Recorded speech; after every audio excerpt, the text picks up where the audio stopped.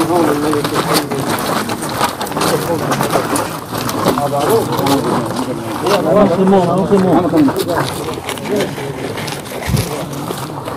بچه دستت است روز بینه بابای امیرشاه پدر بسیار نورانی و مهربان پدری که 86 سال 1 سال 2 سال نه برادر 86 سال با ما و شما در این دیار زندگی میکردم.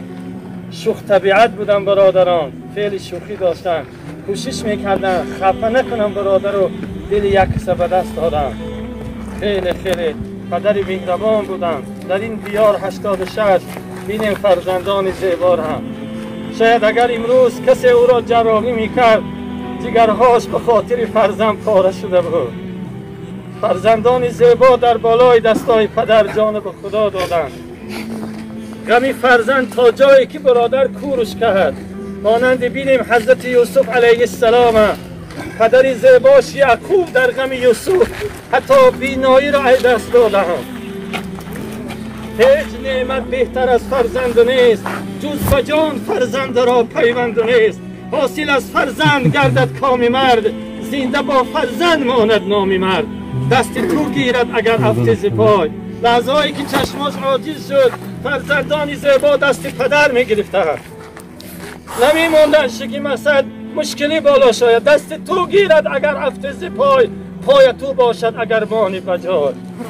پس فرزند که بهترین نعمت پروردگار است، این نعمت باید خیانت نشه برادر جان. این نعمت باید دوستش داریم، احترامش کنیم. بهترین سرمایه برای من و شما چی از فرزند؟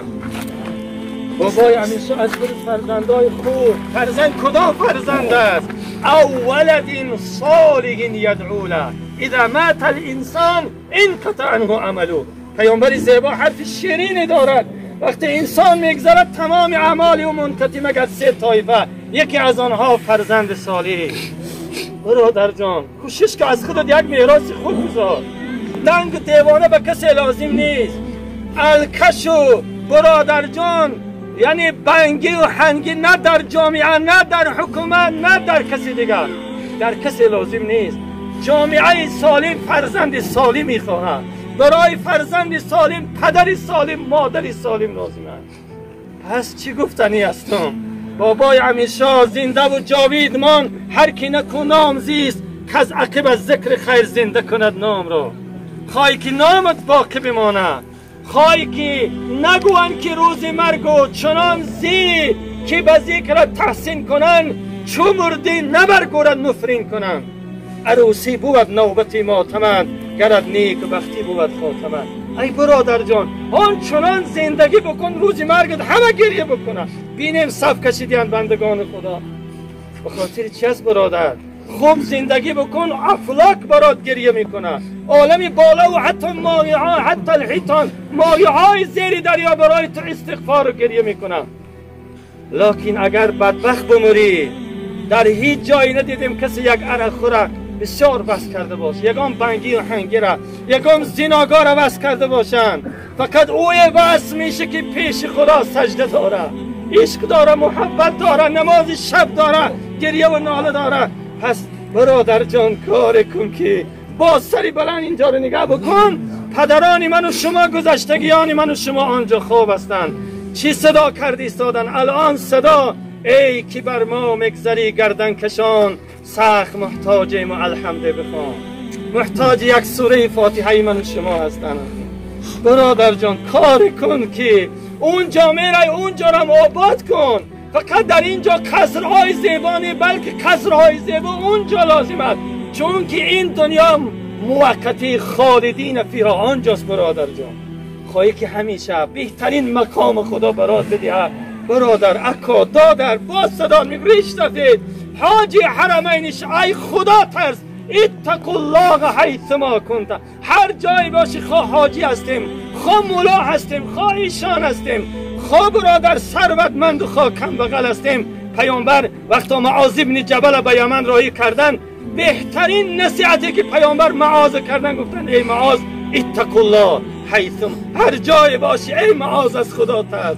معاذ وقتا یمن رفتن برادر جان، بهترین پادشاه یمن، بهترین خلیفه نماینده رسول اکرم صلی الله. برادر جان ماها میگذشت از خانه معاذ دودی تا آن بلند نمیشد، چنان زندگی رو با همراه خودش تنگ کرده بود.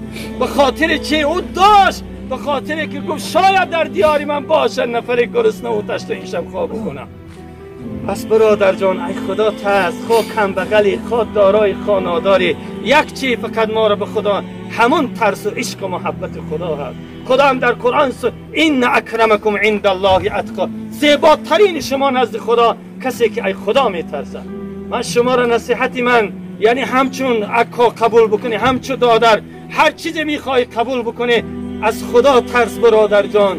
نشود که نزد خدا با دستی سیاه و با روی سیاه بریم.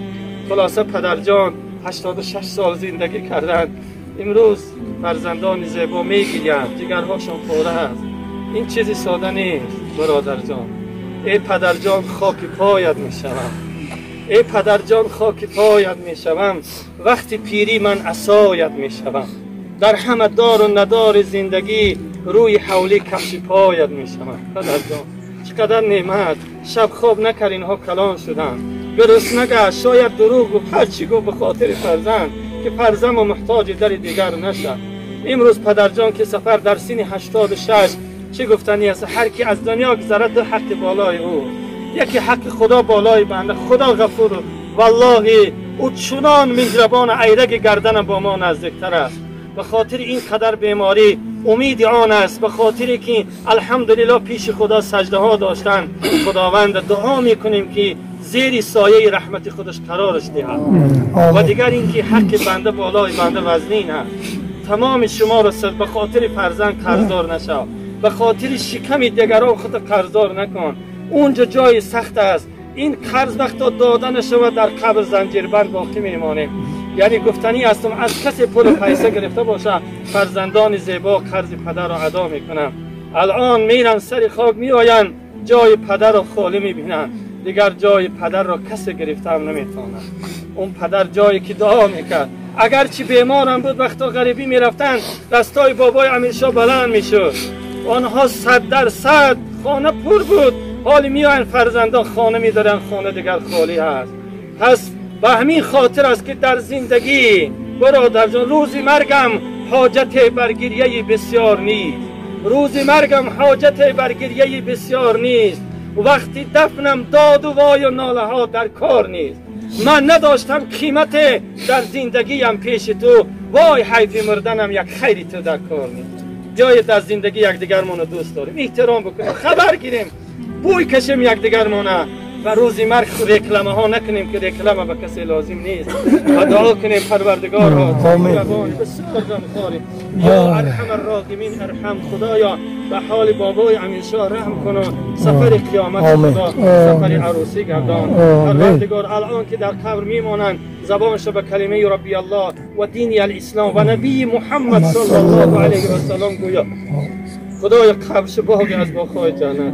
خدای این فرزندان زیبا که الان روز پدرود و روز جدایی است، دعا کنیم در جدایی از پدر زیباشون خدا فرزندان صبر جمیل، توفیق طاعت، ترک معصیت، و دعا کنیم که همیشه دعا بکنن همون دعایی که خدا در قرآن رب ارحمهما کما ربیانی صغیرا، همیشه در حق پدر جان و مادر جانشون دعا کنن که خدایا به حال آنها رحم کن که ما را از خردسالی به وای رساندن.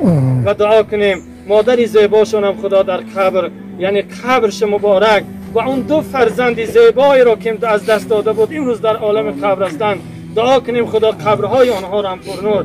و یک جا همشه که امروز این اهل گلستان از ما و شما امید دارند، از ما و پدر و مادر و اکا و دادرها داریم، خداوند قبرهاشون پرنور و جاهاشون